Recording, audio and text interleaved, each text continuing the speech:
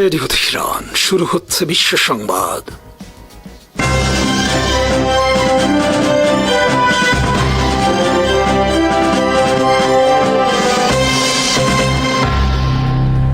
শুরুতেই সংবাদ শিরোনাম। মধ্যপ্রাচ্যে যুক্তরাষ্ট্রের সবচেয়ে বড় সামরিক ঘাঁটিতে হামলা ইরানের, ধ্বংস যুক্তরাষ্ট্রের রাডার ব্যবস্থা। গাজার ফিলিস্তিনিদের মতো ইসরায়েল ছেড়ে দলে দলে পালাচ্ছে ইহুদিরা, আরব দেশে থেকে পালাচ্ছে আমেরিকান সেনারা। যুক্তরাষ্ট্রের পররাষ্ট্রমন্ত্রী মার্কো রুবিও বলেছেন, ইসরায়েল তাদেরকে ইরান আক্রমণে বাধ্য করেছে। ইরান জুড়ে পুনরায় তীব্র হামলা যুক্তরাষ্ট্র ইসরায়েল ও আরব জুড়ে ইরানের মিসাইল বৃষ্টি অব্যাহত।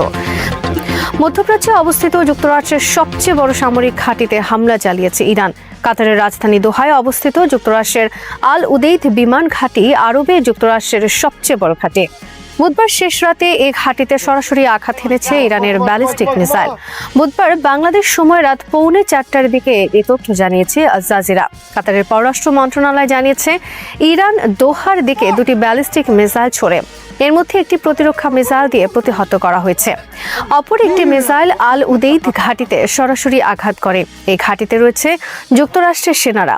এদিকে ইরান দাবি করেছে, তারা পারস্য উপসাগরীয় অঞ্চলে মার্কিন যুক্তরাষ্ট্রের সবচেয়ে শক্তিশালী ও বৃহত্তম রাডার ব্যবস্থা AN/FPS-132 ধ্বংস করে দিয়েছে। এই রাডারটি কাতারে অবস্থিত।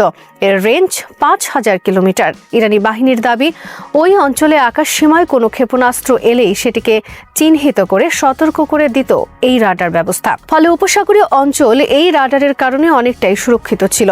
কিন্তু এবার সেই ব্যবস্থাকে নষ্ট করে দেওয়ার দাবি করে ইরানের হুঁশিয়ারি। আগামী দিনে আরও জোরালো হামলার প্রস্তুতি নেওয়া হচ্ছে। বুধবার সংযুক্ত আরব আমিরাতের দুবাইয়ে মার্কিন কনসুলেট ভবনে ড্রোন হামলা করেছে ইরান। এই ঘটনায় ভবনটির কাছে আগুন লাগার ভিডিও প্রকাশিত হয়েছে। এর আগে সৌদি আরবের রাজধানী রিয়াদে অবস্থিত মার্কিন দূতাবাসে হামলার ঘটনা ঘটে। বুধবার রিয়াদে যুক্তরাষ্ট্র দূতাবাসের মধ্যে অবস্থিত CIA স্টেশনে হামলা চালিয়েছে ইরান। প্রকাশিত খবর অনুসারে যুক্তরাষ্ট্রের সামরিক ঘাঁটি রয়েছে এমন সব আরব দেশে ভয়াবহ হামলা চলছে। বুধবারের হামলার ফলে সৌদি আরব, কুয়েত সহ 3টি আরব দেশে দূতাবাস বন্ধ করে দিয়েছে যুক্তরাষ্ট্র। সব আরব দেশ থেকে অবিলম্বে সব আমেরিকানদের চলে যাওয়ার নির্দেশ দেওয়া হয়েছে। CNN বুধবার লিখেছে, মধ্যপ্রাচ্যে যুক্তরাষ্ট্রের সমস্ত সম্পদ আক্রান্ত হয়েছে। ইরানের পাল্টা আক্রমণের ভয়াবহতায় বর্তমানে দিশেহারা যুক্তরাষ্ট্রের প্রেসিডেন্ট ডোনাল্ড ট্রাম্প ও তার প্রশাসন। মুখ শুকিয়ে কাঠ হয়ে গেছে ডোনাল্ড ট্রাম্পের। মঙ্গলবার ইসরায়েল জুড়ে ইরানের ভয়াবহ মিসাইল হামলার ভিডিও প্রকাশিত হয়েছে। প্রকাশিত একটি খবরে বলা হয়েছে, ইরান বুধবার ইসরায়েলের টানা 600 মিসাইল হামলা চালিয়েছে। একই সঙ্গে মিসাইল ও ড্রোন হামলা অব্যাহত রয়েছে আরব দেশে আমেরিকান সব ঘাঁটিতে। সৌদি আরব, কাতার থেকে জানানো হয়েছে, তারা মঙ্গলবার ইরানের অনেক মিসাইল ও ড্রোন ভূপাতিত করেছে। অপরদিকে যুক্তরাষ্ট্র ইসরায়েল মঙ্গলবার ইরানে পুনরায় তীব্র যৌথ হামলা পরিচালনা করেছে। ট্রাম্প দাবি করেছেন, ইরানের গুরুত্বপূর্ণ সব সামরিক স্থাপনা ধ্বংস হয়েছে। গাজার ফিলিস্তিনিদের মতো এবার বাড়িঘর ছেড়ে দলে দলে পালাচ্ছে ইসরায়েলিরা। তারা পালাচ্ছে ইরানের হামলা থেকে নিজেদের জীবন রক্ষায়। 2023 সাল থেকে যে দৃশ্য বিশ্ববাসী দেখেছে গাজার ফিলিস্তিনিদের ক্ষেত্রে, এবার তার পুনরাবৃত্তি ঘটল ইসরায়েলিদের ক্ষেত্রে। মঙ্গলবার সামাজিক যোগাযোগ মাধ্যমে ছড়িয়ে পড়েছে ইহুদিদের ইসরায়েল থেকে দলে দলে পলায়নের দৃশ্য। 1948 সালে ইসরায়েল রাষ্ট্র প্রতিষ্ঠার পর থেকে ইসরায়েলের বুকে এত ধ্বংস তারা কেউ দেখেনি এর আগে। অপরদিকে মঙ্গলবার দুবাই থেকে চিনুক সামরিক পরিবহন হেলিকপ্টারে করে পালিয়েছে আমেরিকান সেনারা। এর আগে আমেরিকান সেনারা বিভিন্ন বিলাসবহুল হোটেলে আশ্রয় নিয়েছিল, কিন্তু সেসব হোটেলেও মিসাইল ও ড্রোন আক্রমণের শিকার হওয়ায় এবার তারা আরব দেশ থেকেই পালিয়ে যাচ্ছে। তাদেরই পলায়ন বলে দিচ্ছে ভবিষ্যতে যুক্তরাষ্ট্রের এসব ঘাঁটি আর থাকবে না আরব ভূমিতে। এদিকে দিন যত যাচ্ছে তত স্পষ্ট হয়ে উঠেছে দীর্ঘস্থায়ী যুদ্ধের আলামত। হরমুজ প্রণালী বন্ধ হওয়ায় এবং আরব বিশ্ব আক্রান্ত হওয়ায় ইতিমধ্যে অস্থির হয়ে উঠেছে বিশ্ব জ্বালানি বাজার। বিশ্বব্যাপী বিক্ষোভ ছড়িয়ে পড়েছে যুক্তরাষ্ট্র ইসরায়েলের বিরুদ্ধে। বিভিন্ন সামাজিক যোগাযোগ মাধ্যমে অনেক ইসরায়েলিরা তীব্র ক্ষোভ প্রকাশ করেছেন নেতানিয়াহুর বিরুদ্ধে। যুক্তরাষ্ট্রের পররাষ্ট্রমন্ত্রী মার্কো রুবিও স্বীকার করেছেন, ইসরায়েলের স্বার্থে এবং চাপের কারণে তারা ইরানে হামলা চালিয়েছে। মঙ্গলবার তিনি সাংবাদিকদের কাছে বলেন, আমরা জানতাম ইসরায়েল ইরানে আক্রমণ করতে যাচ্ছে, আর এর ফলে ইরান মধ্যপ্রাচ্যে আমেরিকান বাহিনীর বিরুদ্ধে পাল্টা আক্রমণ করবে। এর ফলে মধ্যপ্রাচ্যে আমাদের আর্মির ব্যাপক ক্ষতি হবে। তাই আমরা আমাদের অধিক ক্ষতি এড়াতে আগে ইরানের উপর হামলা চালিয়েছি, যাতে তারা আমাদের উপর আক্রমণ করতে না পারে। মার্কো রুবিওর এই স্বীকারোক্তির বিষয়ে যুক্তরাষ্ট্রের প্রেসিডেন্ট ডোনাল্ড ট্রাম্প বলেছেন, আমি যুদ্ধের নির্দেশ দিয়েছি কারণ আমি জানতাম ইরান আমাদের উপর আক্রমণ করতে যাচ্ছে। এর আগে ট্রাম্প বলেছেন, খামেনি আমাকে হত্যার আগেই আমি তাকে হত্যা করেছি।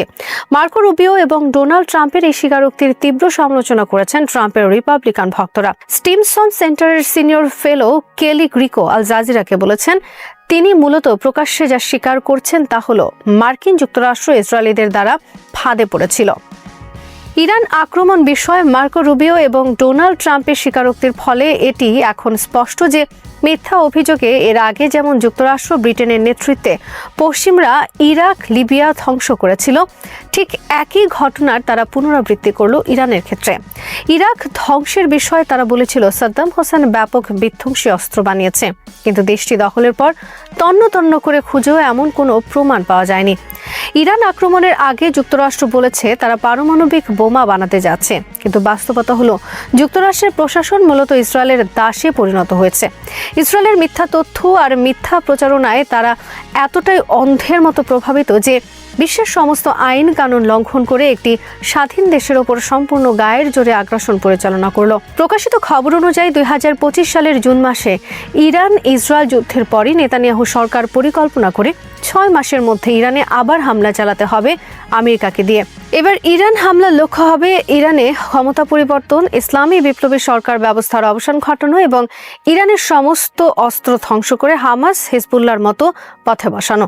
তারা ট্রাম্প প্রশাসনকে বোঝাতে থাকে ইরানের পারমাণবিক কার্যক্রম এবং ব্যালিস্টিক মিসাইল কার্যক্রম ইসরায়েল, মধ্যপ্রাচ্যে যুক্তরাষ্ট্রের সমস্ত ঘাঁটি এবং গোটা বিশ্বের নিরাপত্তার জন্য হুমকি।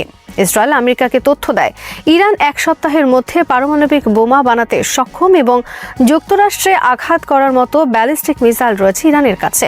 ইরান যে কোনো সময় ইসরায়েল ও মধ্যপ্রাচ্যের সব মার্কিন ঘাঁটিতে আঘাত করতে যাচ্ছে। ইসরায়েলের এই মিথ্যা প্রচারণা ও মিথ্যা তথ্য ট্রাম্প প্রশাসন যে বিশ্বাস করেছে মঙ্গলবার তার প্রমাণ দিলেন মার্কো রুবিও এবং ডোনাল্ড ট্রাম্প। ডোনাল্ড ট্রাম্প দ্বিতীয় দফায় প্রেসিডেন্ট নির্বাচিত হওয়ার পর নিজেকে যুক্তরাষ্ট্রের ইতিহাসে ব্যতিক্রমী শান্তিকামী একজন প্রেসিডেন্ট হিসেবে প্রতিষ্ঠার আপ্রাণ চেষ্টা করেন, কিন্তু শান্তির মুখোশের আড়ালে বিশ্ব ইতোমধ্যে দেখল তার হিংস্র আর যুদ্ধবাজ রূপ। ডোনাল্ড ট্রাম্প তার নির্বাচনী প্রচারণায় অসংখ্যবার বলেছেন দ্বিতীয়বার প্রেসিডেন্ট নির্বাচিত হলে তিনি 24 ঘন্টার মধ্যে ইউক্রেন যুদ্ধ বন্ধ করে দেবেন। 1 বছর পার হয়েছে তিনি হোয়াইট হাউসের দায়িত্ব গ্রহণ করেছেন, কিন্তু আজ অবধি বন্ধ হয়নি এ যুদ্ধ। গোটা বিশ্ববাসী আরও দেখেছে ট্রাম্পের সহায়তায় গাজা ইসরায়েলের পৈশাচিক বর্বরতা আর গণহত্যা। গত বছর জুন মাসে ট্রাম্প ইসরায়েলকে লেলিয়ে দেন ইরানের বিরুদ্ধে, এরপর নিজেই ইসরায়েলের সঙ্গে যোগ দেন ইরানে হামলায়। কিন্তু সেই যুদ্ধের 8 মাসের মাথায় এবার যুক্তরাষ্ট্র ইসরায়েল একযোগে হামলা শুরু করলো ইরানের বিরুদ্ধে। এর আগে গত জানুয়ারি মাসে ডোনাল্ড ট্রাম্প গায়ের জোরে অভিযান চালিয়ে তুলে আনেন ভেনিজুয়েলার প্রেসিডেন্ট নিকোলাস মাদুরোকে। কিউবাকেও হুমকি দেন ভেনিজুয়েলার পরিণতি বরণের, ঘোষণা দেন গ্রিনল্যান্ড দখলে নেয়ার। ডোনাল্ড ট্রাম্পের একান্ত বাসনা যুক্তরাষ্ট্রের ইতিহাসে একজন অনন্য সাধারণ প্রেসিডেন্ট হিসেবে তার নাম লেখা থাকবে। তিনি এমন কিছু করতে চান যেন যুক্তরাষ্ট্র এবং গোটা বিশ্ব ট্রাম্প পরবর্তী যুগ হিসেবে আখ্যায়িত হয় শতাব্দীর পর শতাব্দী ধরে। এই লক্ষ্যে তিনি যুক্তরাষ্ট্রকে গোটা বিশ্বব্যাপী যুদ্ধ থেকে বের করে আনার কথা ঘোষণা করেন বারবার। সারা বিশ্ব থেকে যুক্তরাষ্ট্রের ঘাঁটিও গুটিয়ে আনার কথা বলেন। নিজেকে যুদ্ধবিরোধী হিসেবে বারবার প্রমাণেরও চেষ্টা করেন। তীব্র বাসনা পোষণ করেন শান্তিতে একটি নোবেল পুরস্কার পাওয়ার জন্য, কিন্তু বাস্তব ক্ষেত্রে দেখা গেল তার গোটা অস্তিত্ব জুড়ে যুদ্ধ আর ধ্বংস ছাড়া কিছুই নেই। ভেনেজুয়েলার প্রেসিডেন্টকে তুলে আনা এবং সর্বশেষ ইরান হামলা করে ইমাম খামেনি সহ শীর্ষ নেতাদের হত্যা করে ডোনাল্ড ট্রাম্প যা করেছেন তাতে তিনি ইতিমধ্যেই ইতিহাসে একজন স্মরণীয় প্রেসিডেন্ট হিসেবে নাম লিখিয়ে ফেলেছেন। তবে দুর্ভাগ্য ট্রাম্পের ইতিহাসে তিনি আখ্যায়িত হবেন একজন যুদ্ধবাজ, দখলদার, সাম্রাজ্যবাদী বা নয়া উপনিবেশবাদ প্রতিষ্ঠাকারী তীব্র বর্ণবাদী প্রেসিডেন্ট হিসেবে। শ্রদ্ধা ভরে নয়, সিনিয়র ও জুনিয়র বুশের মতো তার নামও মানুষ যুগ যুগ ধরে স্মরণ করবে তীব্র ঘৃণায়। ভেনেজুয়েলার হামলার পর ইরানের দ্বিতীয় দফা হামলার মাধ্যমে গোটা বিশ্বে পুরোপুরি জোর যার মুল্লুক তার নীতি প্রতিষ্ঠা করলেন ডোনাল্ড ট্রাম্প। জাতিসংঘের অধীনে নামে মাত্র রুলস বেসড যে বিশ্ব ব্যবস্থা ছিল তা সম্পূর্ণরূপে ভেঙে তছনছ করে দিলেন তিনি। যে কোনো অজুহাতে কোনো শক্তিশালী রাষ্ট্র যদি কোনো দুর্বল রাষ্ট্রের উপর এভাবে হামলা ও আগ্রাসন চালায় এবং দখল করে নেয়, তবে তার প্রতিকার পাওয়ার আর কোনো আশ্রয় নেই বর্তমান বিশ্বে। বিশ্ব আবার ফিরে গেছে সেই 1500 শতকে, যেখানে ইউরোপের বিভিন্ন শক্তিশালী দেশ একের পর এক কেবলমাত্র অস্ত্রের জোরে এশিয়া, আফ্রিকা ও ল্যাটিন আমেরিকা সহ গোটা বিশ্ব দখল করে নিয়েছিল। ইসরায়েলের কাছে শতাধিক পারমাণবিক বোমা আছে, কিন্তু ইরানকে কোনো অবস্থাতেই তারা পারমাণবিক বোমার অধিকারী হতে দেবে না। কেবল তাই নয়, ইসরায়েলে হামলা করা যায় এমন কোনো মিসাইলও থাকতে পারবে না ইরানের কাছে। এই হলো আবদার যুক্তরাষ্ট্র, ইসরায়েল ও সভ্যতার মুখোশধারী গোটা পশ্চিমা বিশ্বের। যুক্তরাষ্ট্র ও ইসরায়েলের একমাত্র লক্ষ্য হল ইসরায়েলকে ফুলের টোকা দিতে পারে মধ্যপ্রাচ্যে এমন কোনো দেশ থাকতে পারবে না। সৌদি আরব, সংযুক্ত আরব আমিরাত, জর্ডান, বাহরাইন, কাতার, কুয়েত এসব আরব রাষ্ট্রের মতো যুক্তরাষ্ট্রের একান্ত অনুগত রাষ্ট্র হয়ে থাকতে হবে ইরানকে। মধ্যপ্রাচ্যে ইসরায়েলের তুলনায় অন্য কোনো দেশ সামরিক দিক দিয়ে শক্তিশালী হতে পারবে না। এমনকি পাকিস্তান, তুরস্কের মতো দূরবর্তী কোনো দেশও যদি ইসরায়েলের জন্য হুমকি হয়ে দাঁড়ায়, তবে তাদেরও দাবিয়ে রাখার ব্যবস্থা করা হবে যে কোনো উপায়ে। যুক্তরাষ্ট্রের প্রেসিডেন্ট ডোনাল্ড ট্রাম্প স্পষ্ট করে বলেছেন, ইরানকে তার কাছে আত্মসমর্পণ করে বলতে হবে, আমরা পারমাণবিক বোমা চাই না, আমরা এ ধরনের কোনো অস্ত্র তৈরি করব না, আমরা আপনি যেভাবে বলবেন ঠিক সেভাবেই চলব। কিন্তু ইরান ট্রাম্পের প্রস্তাব প্রত্যাখ্যান করেছে।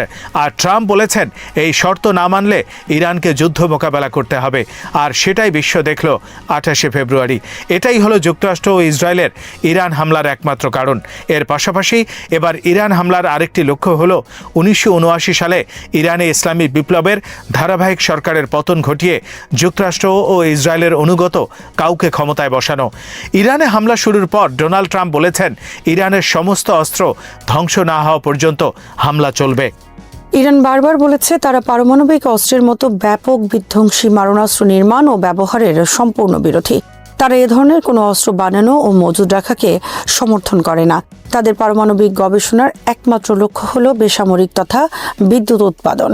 ইরান যে সত্যি এটা বিশ্বাস করে তার প্রমাণ তারা দিয়েছে 2015 সালে যুক্তরাষ্ট্র সহ 6টি দেশের সঙ্গে চুক্তির মাধ্যমে, যা ইরান 6 জাতি চুক্তি নামে পরিচিত।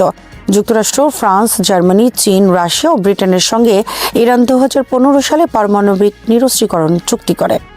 চুক্তিতে বলা হয়, ইরান তার সমস্ত পারমাণবিক গবেষণাগারে 24 ঘন্টা ক্যামেরা চালু রাখবে এবং জাতিসংঘের পর্যবেক্ষকদের কোনো পূর্ব নোটিশ ছাড়াই পরিদর্শনের অনুমতি দেবে। বিনিময়ে ইরানের উপর থেকে নিষেধাজ্ঞা তুলে নেয় যুক্তরাষ্ট্র ও পশ্চিমা বিশ্ব। কিন্তু এই চুক্তির পর মাথা খারাপ হয়ে যায় ইসরায়েলের, কারণ তারা দেখতে পায় নিষেধাজ্ঞা তুলে নেওয়ার পর অর্থনৈতিকভাবে শক্তিশালী হয়ে উঠছে ইরান, এবং অর্থনৈতিকভাবে শক্তিশালী ইরানকেও হুমকি হিসেবে মনে করে অবৈধ রাষ্ট্র ইসরায়েল। তাই তারা উঠে পড়ে লাগে এই চুক্তি বাতিল করার জন্য।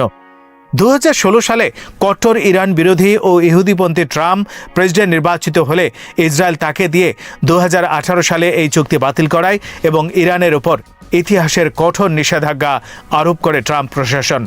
কিন্তু তারপরে ইরান থেকে নিরাপদ বোধ করতে পারেনি ইসরায়েল, কারণ ইরান নির্মিত লেবানন ও সিরিয়া জুড়ে হিজবুল্লাহ, ইরাকের শিয়াপন্থী মিলিশিয়া বাহিনী, ইয়েমেনে হুথি মিলিশিয়া বাহিনী ও গাজার হামাস ইসরায়েলের জন্য বড় ধরনের মাথা ব্যথার কারণ হয়ে দাঁড়ায়। ইসরায়েল পরিকল্পনা করে এবার ইরানকেও হামাস, হিজবুল্লাহ ন্যায় সম্পূর্ণ মাটির সাথে মিশিয়ে দিয়ে চিরদিনের জন্য সমস্ত কাঁটা তুলে ফেলতে। সেজন্য গত বছর জুন মাসে ইরানে হামলা চালায় ইসরায়েল, যুক্তরাষ্ট্র মিলে। কিন্তু এ হামলার পরও ইসরায়েল দাবি করতে থাকে ইরানের পারমাণবিক সক্ষমতা ধ্বংস হয়নি। এবার ইরানে হামলার আরেকটি লক্ষ্য হবে রেজিম চেঞ্জ বা ক্ষমতা পরিবর্তন করা। ইরানের ইসলামী বিপ্লবী সরকারকে হটিয়ে যুক্তরাষ্ট্র ইসরায়েলের অনুগত কাউকে ক্ষমতায় বসাতে চায়। আর ইসরায়েলের এ চাওয়া পূরণ করতেই যুক্তরাষ্ট্র যুদ্ধ শুরু করেছে ইরানের বিরুদ্ধে। এর আগে আলোচনার নামে নাটক সাজায় ট্রাম্প প্রশাসন। আলোচনার টেবিলে ইসরায়েলের সমস্ত চাওয়া হাজির করে ইরানের সামনে যা মেনে নেওয়া সম্ভব ছিল না তাদের পক্ষে। ট্রাম্প চেয়েছিলেন ইরান হাঁটু গেড়ে 2 হাত তুলে তার কাছে মিনতি করে তাকে প্রভু মেনে নেবে, কিন্তু সেটি না করায় তিনি বিস্মিত হয়েছেন। মধ্যপ্রাচ্যে তার বিশেষ দূত স্টিভ উইটকফের কাছে জানতে চেয়েছেন, এত চাপ আর হুমকির পরও ইরান কেন আত্মসমর্পণ করছে না। গত 4 দশক ধরে যুক্তরাষ্ট্রের রিপাবলিকান দলের প্রেসিডেন্ট মানেই চূড়ান্ত যুদ্ধবাজ হিসাবে ভূমিকা পালন করে গেছেন। গোটা বিশ্বকে টানা প্রায় 4 দশক ধরে যুদ্ধের আগুনে পুড়িয়ে ছারখার করে চলেছে রিপাবলিকানদের নেতৃত্বে যুক্তরাষ্ট্র। সিনিয়র বুশ 1991 সালে ইরাক আক্রমণ করে উপসাগরীয় যুদ্ধ শুরু করেন তাদের পশ্চিমা তল্পিবাহক মিত্রদের নিয়ে। এরপর তার পুত্র জুনিয়র বুশ 2001 সালে সন্ত্রাসের বিরুদ্ধে অনন্ত যুদ্ধের নামে আফগানিস্তান দখল করেন। এরপর 2003 সালে জুনিয়র বুশ সম্পূর্ণ মিথ্যা অভিযোগে আগ্রাসন চালিয়ে ধ্বংস করে ইরাক।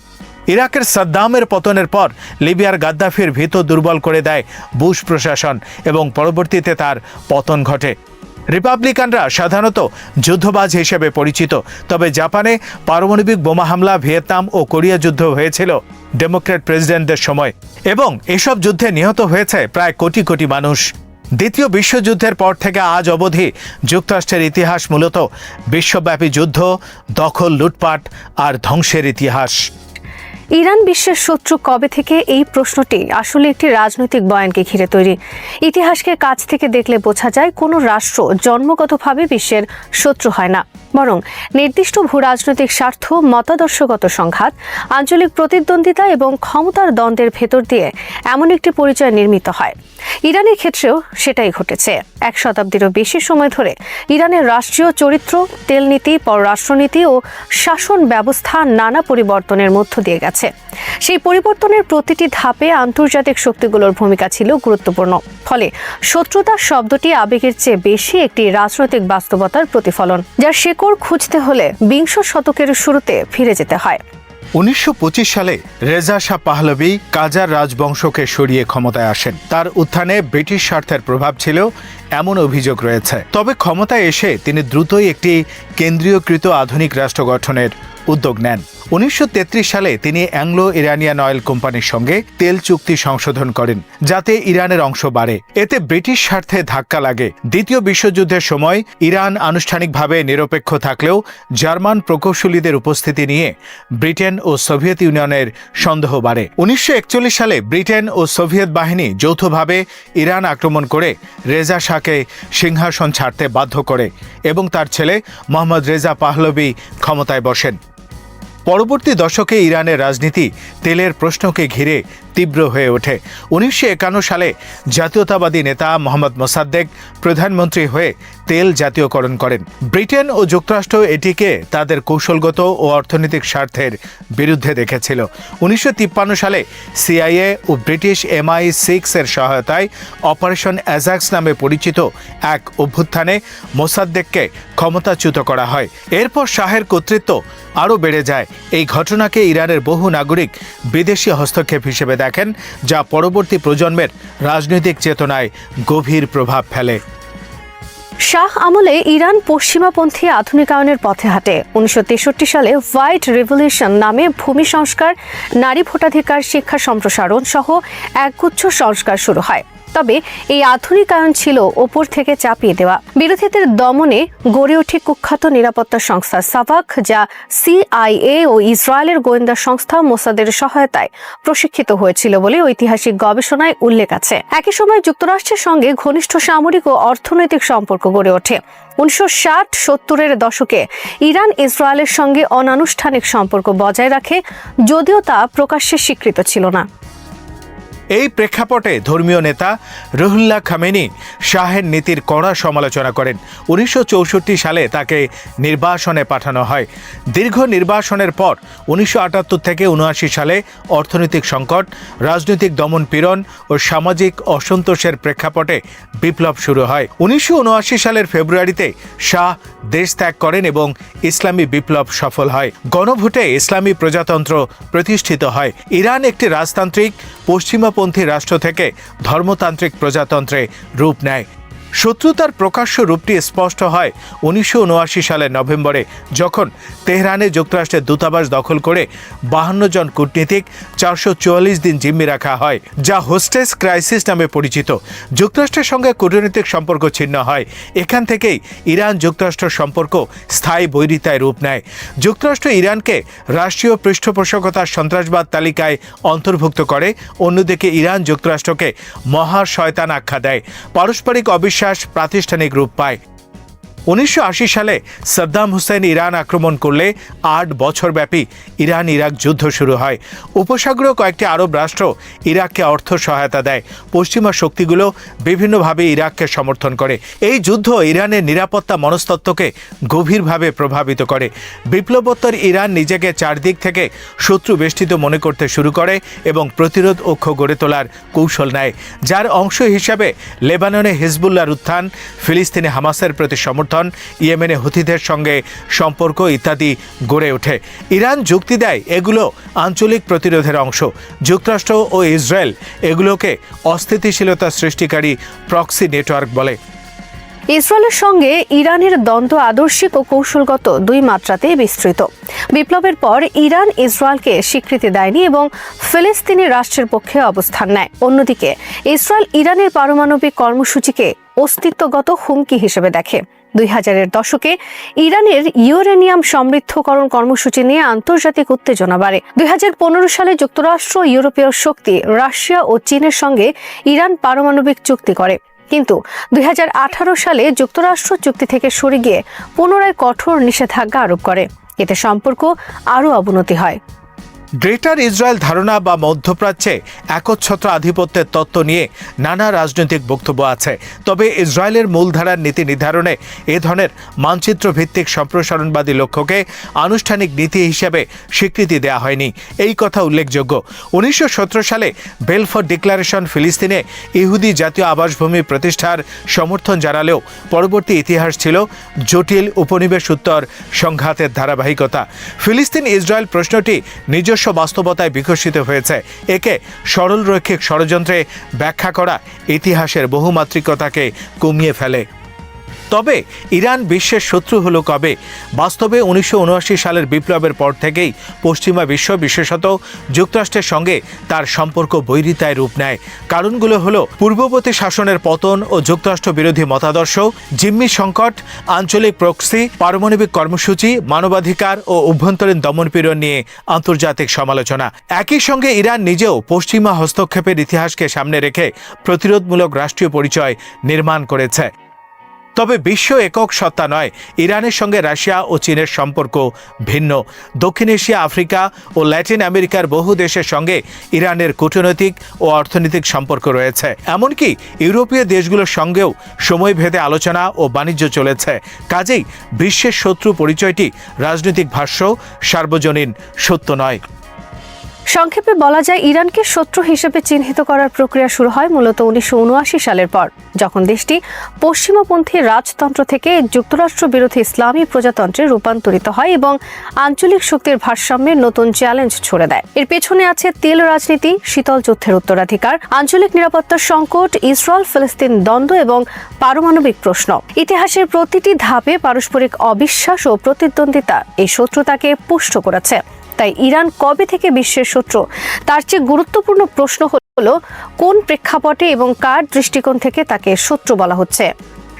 ইরানে মার্কিন ইসরায়েলি হামলা নিয়ে আলোচনা এখন নতুন মোড় নিয়েছে। তেহরানের পাল্টা আঘাতের জবাবে যুক্তরাষ্ট্র কি সেখানে স্থল অভিযানে নামবে? এই প্রশ্ন তোলা হচ্ছে গণমাধ্যমে আলোচনার টেবিলে। বাস্তবতা হলো, ইরানে বড় ধরনের স্থল অভিযান কঠিন শুধু নয়, সেটা ট্যাকটিক্যাল আত্মহত্যার শামিল। যুক্তরাষ্ট্র আর ইসরায়েল স্থলযুদ্ধের কথা ভাবলে সেটা সামরিক মহাবিপর্যয় বয়ে আনবে। কোনো দেশই এই অভিযানের রাজনৈতিক, অর্থনৈতিক বা লজিস্টিক ধকল সইতে পারবে না। ইরানের ভূপ্রকৃতির যে ধরন, শুধু সেটাই এই ধরনের স্থল অভিযানের সাফল্যকে অসম্ভব করে রেখেছে। ইরাক বা আফগানিস্তান নয়, দেশটি বিশাল। পর্বতের প্রাকৃতিক বেষ্টনী দুর্গের মতো ঘিরে রেখেছে তাদের। দেশের যে ভূপ্রকৃতি, সেটাই তাদের প্রথম ও সবচেয়ে শক্তিশালী প্রতিরক্ষা স্তর। ইরানের কেন্দ্রে পৌঁছাতে হলে হামলাকারী বাহিনীকে অবশ্যই জাগ্রোস পর্বতমালা পার হতে হবে।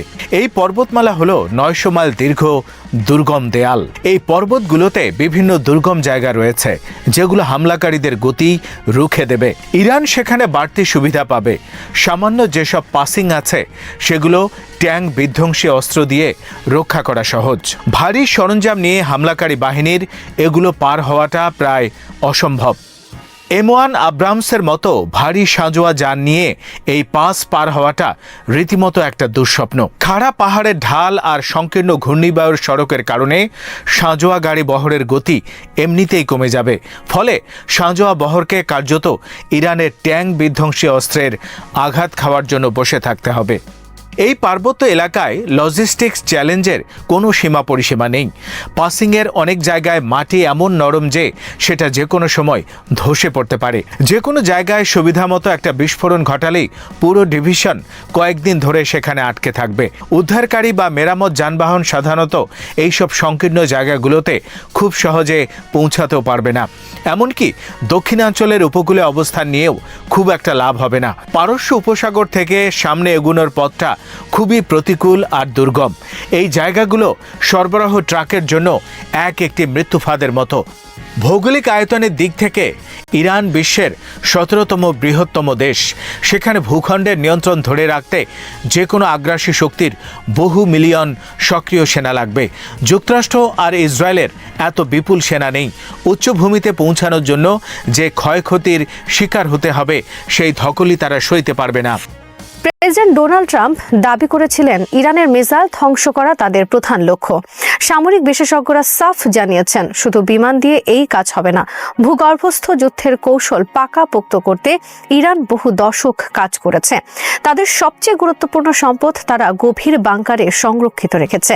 এর মধ্যে মিসাইল উৎপাদনের সিস্টেম এবং কমান্ড সেন্টারও আছে।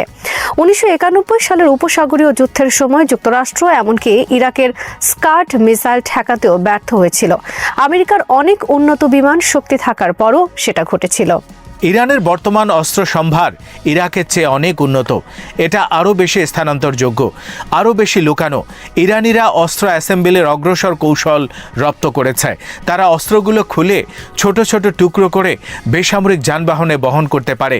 2000 পাউন্ডের বোমা দিয়ে বিমান হামলা করে হয়তো টানেলের মুখের ক্ষতি করা গেছে, কিন্তু ইরানি ইঞ্জিনিয়ারদের প্রযুক্তিগত কৌশল তাদের ধরাছোঁয়ার বাইরেই রয়ে গেছে। সত্যি এই হুমকি নিশ্চিহ্ন করতে হলে যুক্তরাষ্ট্রকে তাদের স্পেশাল ফোর্স পাঠাতে হবে ইরানের ভূগর্ভস্থ শহরগুলোতে। সেটা হলে গভীর টানেলগুলোতে ভয়াবহ যুদ্ধ হবে। সেখানে সম্পূর্ণ সুবিধা পাবে ইরানের সেনারা।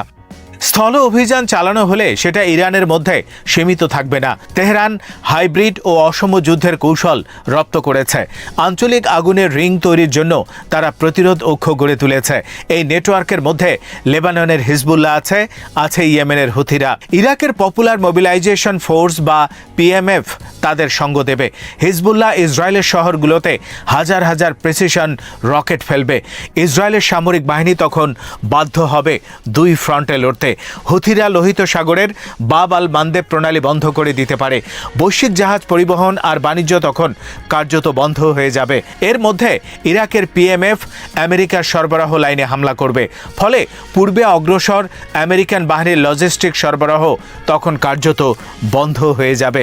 আমেরিকানদের বুট যদি ইরানের মাটিতে পড়ে তাহলে এই আঞ্চলিক শক্তিগুলো তাৎক্ষণিক আঘাত হানবে। তারা হামলাকারী সেনাদের দুর্বল জায়গাগুলোকে টার্গেট করবে।